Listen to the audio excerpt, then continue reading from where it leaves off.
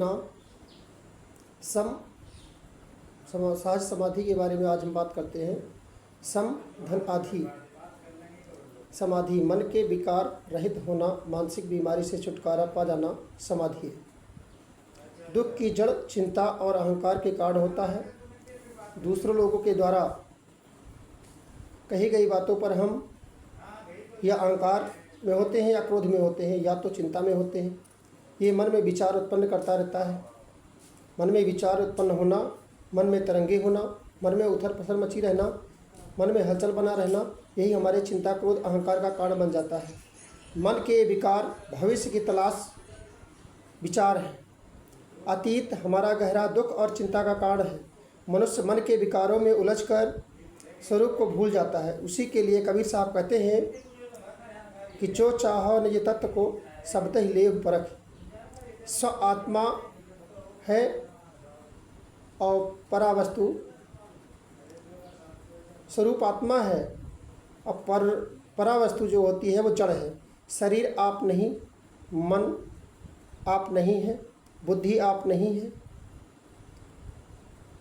ये शरीर मन बुद्धि ये बाहरी क्रिया में आते हैं।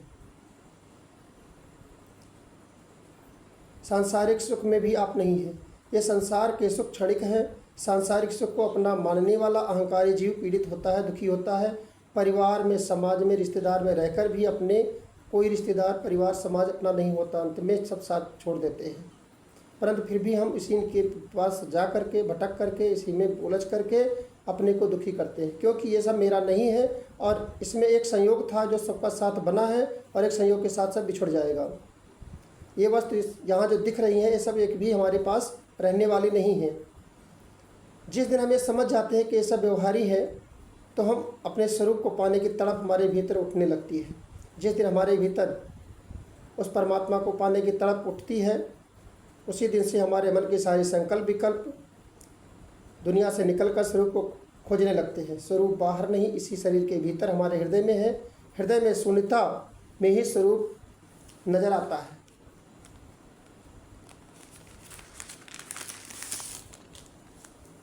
अपने हृदय में ही अपने स्वरूप को प्राप्त कर सकते हैं।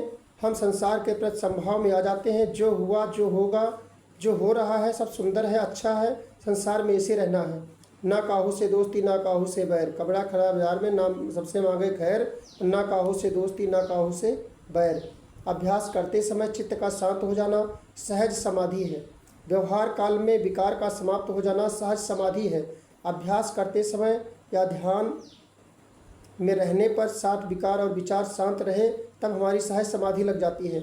शुभ अशुभ कोई भी विचार मन में ना आए, मन में कोई संकल्प विकल्प न रह जाए, मन हमारा संकल्प विकल्प से रहित हो जाए, इसको सहज समाधि कहते हैं। अभ्यास काल में काम, क्रोध, ईर्ष्या, लोभ, मोह, अहंकार न आने पाए। जो मन के विचार में आते हैं ये सब मन के विकार हो जाते हैं। तब समाधि से रास्ता अलग हो जाता है। सहज समाधि में हमें निज स्वरूप को पहचान करना है, आनंददायक स्थिति को पाना है, परमानंद में लीन हो जाना है। कोई खोज नहीं करना है, वो आपकी उपलब्धि हो जाती है। निज घर अपना पाए कर नाहक करत विचार। स्वरूप को पाने के बाद असली जीवन मिलता है। असली स्वरूप को पा जाने के बाद कुछ भी पाना शेष नहीं रह जाता है। सहज समाधि हो जाने के बाद सत्संग, सेवा, साधना, भक्ति में लग जाना है। तब हमें सतत सहज समाधि होती रहती है। सेवा से चित्त शुद्ध होता है। सेवा तीन तरह से लोगों की करना है, एक पवित्र आत्मा, एक असहाय और तीसरा समाज सेवा। इससे हमारा तन शुद्ध होता है। स्वाध्याय से हमारा मन शुद्ध होता है। अभ्यास से ध्यान और मन दोनों शुद्ध होता है। बोधयुक्त गुरु के पास रहने से मन शुद्ध हो जाता है। गुरु ब्रह्मनिष्ठ हो ऐसा गुरु करना चाहिए। पहले ज़माने में पुस्तकें नहीं होती थी, तब गुरु के द्वारा बताए गए शब्दों के द्वारा जो ग्रहण करते थे शब्द, शिष्य लोग वही के द्वारा आगे सुनकर आगे बात बताते थे लोगों को। बिना पढ़े भी ज्ञानी बन जा सकते थे। पढ़ने से भी ज्ञान हो जाता है और सुनने से भी ज्ञान हो जाता है। गुरु के विचारों को सुने, मनन करें।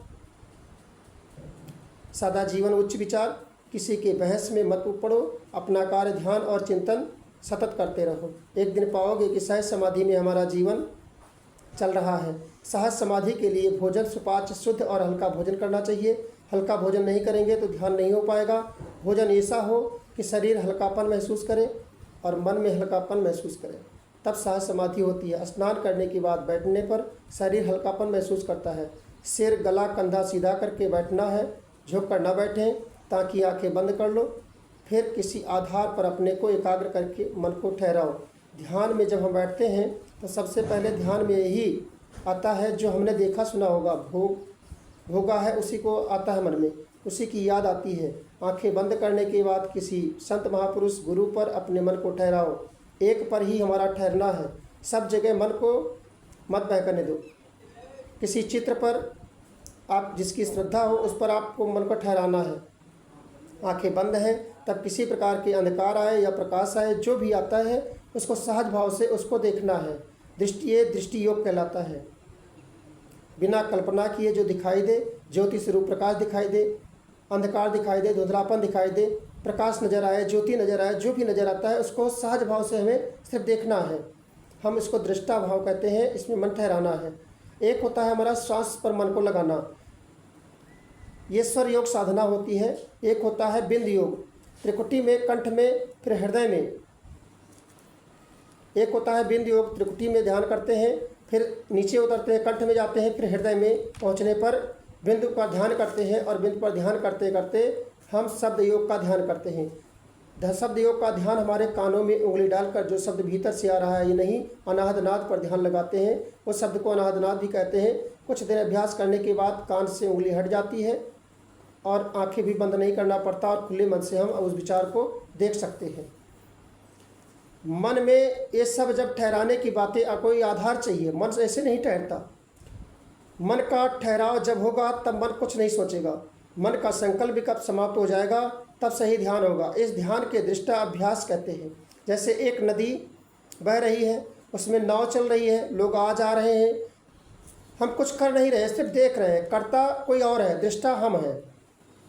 बस हमें एक दृष्टा बनना है, साक्षी बनना है। अपनी मौजूदगी उपस्थिति करानी है। परमात्मा के दरबार में अपनी उपस्थिति दर्ज करा देंगे तो कर्ता वो बन जाएगा, भोक्ता हम बन जाएंगे। और कर्ता भोक्ता जिस दिन मिल जाते हैं उस दिन आनंद की उपस्थिति हो जाती है। हमें न कुछ पकड़ना है न कुछ छोड़ना है, हमें सिर्फ देखना है, दृष्टा बनकर जीना है। मन को जो हम वही खाते हैं जो मन को भाता है, मन को जो नहीं भाता हम नहीं खाते। लेकिन हम मन के साथ जुड़ना नहीं है, हमें आत्मा के साथ जुड़ना है, निज स्वरूप को मिलाना है। मन निज स्वरूप में जिस दिन मिल जाता है अपने अस्तित्व को समाप्त कर लेता है, सिर्फ आत्मा ही रह जाती है। तब समझ में आ जाता है कि संसार की सब चीज़ें नश्वर थीं, यहाँ कुछ भी रहने वाला नहीं है। आत्मनिष्ठ होकर के स्त्री पुरुष का भेदभाव तब मिट जाता है। जिस दिन मन हमारा आत्मा में विलीन होता है उस दिन हमारा आत्मा और मन जिस दिन मिलते हैं उस दिन स्त्री पुरुष का भेदभाव भी खत्म हो जाएगा। ये बात समझ में अगर आ जाए तो वैराग्य उत्पन्न हो जाता है। संसार में रहते हुए हमें उदासीन जीवन जीना है। उदासीन का मतलब ही वैराग्य होता है। वैराग्य कोई कपड़ा नहीं, जो लाल कपड़ा पहन ले, सफ़ेद पहन ले, पीला पहन ले, हरा पहन ले तो अब वैरागी हो जाएंगे। वैरागी हमारा मन होता है। अगर मन वैरागी नहीं हुआ तो कपड़ा पहनने से कोई वैराग्य साधु पुरुष नहीं बन जाता। मन से वैरागी होकर रहना है। कबीर साहब कहते हैं कि मन न रंगाए रंगाए योगी कपड़ा। चाहे कोई घर में रहे या संसार में रहे, चाहे गुफा में रहे या पहाड़ में रहे, चाहे धूनी रमा ले, लेकिन जब मन तुम्हारा वैरागी होगा तभी ध्यान होगा। जिस दिन ध्यान की गहराई में पहुँचेंगे तो आपकी सहज समाधि होगी। आपका मन भटकाव में नहीं, ठहराव में होगा। आप एक शांत सरल जीवन का आनंद लेंगे। सहज समाधि का मतलब होता है मन का मौन होना। मन मरता नहीं है, मन कार्य करना, विचार करना बंद कर देता है। माया मरती नहीं, आपकी उपयोगिता नहीं रहती है, इसलिए हम उसको मरा मान लेते हैं। जो लोग इसमें लिप्त रहते हैं उन्हीं के लिए कबीर साहब ने कहा है कि माया मरी न मन मरा, मर मर गए शरीर। बात समझिए और जीवन को सरल बनाइए, सहज बनाइए, जीवन एक आनंदमय हो जाएगा। कबीर साहब कहते हैं कि साधो सहज समाधि भली, गुरु कृपा जा दिन से जागे, दिन दिन अधिक चली। आँख न मूंदो, कान न रूंदो, तनिक कष्ट नहीं धारो, खुलो नयन पहचानो, हंसी हंसी अनमोल स्वरूप निहारो। साधो सहज समाधि भई, साईं से मिलन भयो जा दिन से, सुरत न अंत चली। आँख न मूंदो, कान न रूंदो, काया कष्ट ना धारूं, खुले नयन हंसी हंसी मैं देखूं, सुंदर रूप निहारूं। साधो सहज समाधि भली। कहूँ सो नाम सुनो सो सिमरन, जो कुछ करूँ सो पूजा।